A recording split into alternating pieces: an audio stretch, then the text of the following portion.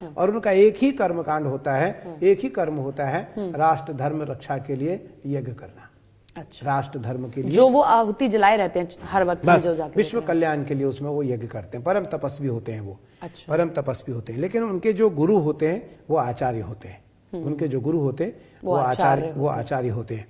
तो इसलिए आचार्य को श्रेष्ठ रहने की जरूरत है, क्योंकि नागा बहुत तपस्वी होते हैं हमारे यहाँ।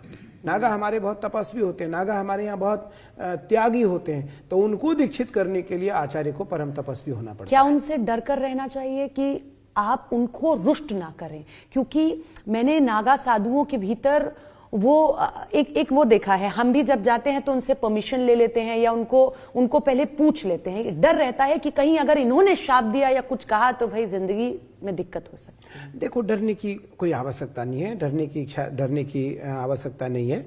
वो तो बहुत भोले भाले होते हैं, लेकिन उनकी अपनी दिनचर्या है, उनका अपना जीवन है। अच्छा। वो अपनी छोटी छोटी कुटिया में रह करके अपना जप तप करते रहते हैं। तो बिना उनकी अनुमति उनको डिस्टर्ब न किया जाए। अच्छा। बिना उनकी इच्छा उनके पास न बैठा जाए और न बैठा जाए, ना उनको परेशान किया जाए। पता नहीं किस चिंतन में है वो। हाँ। किस चिंतन में है, किस उपासना में है वो।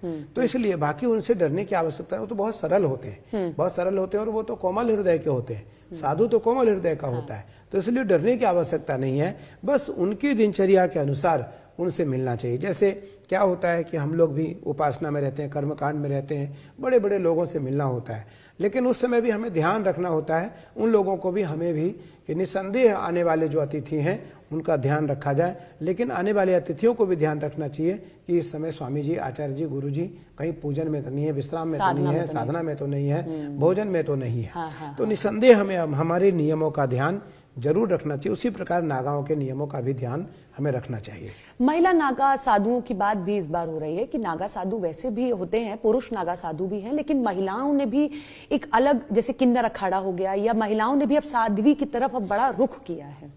महिला साध्वी हमारे यहाँ है।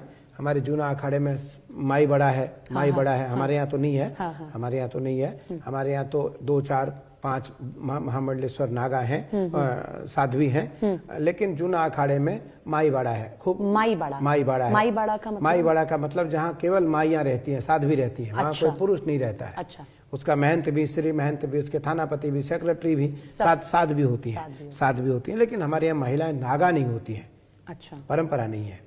नहीं है। तो ये जो अगर टर्म यूज हो रहा है तो ये गलत इस्तेमाल। बिल्कुल नहीं, नागा नहीं होते। हाँ। हमारे यहाँ साध्वी होती हैं, वो सन्यासी नहीं होती हैं, सन्यास नहीं होती है, नागा नहीं हो सकते। अच्छा। नागा नहीं हो सकते। स्त्रियों को नागा रहने का अधिकार नहीं है।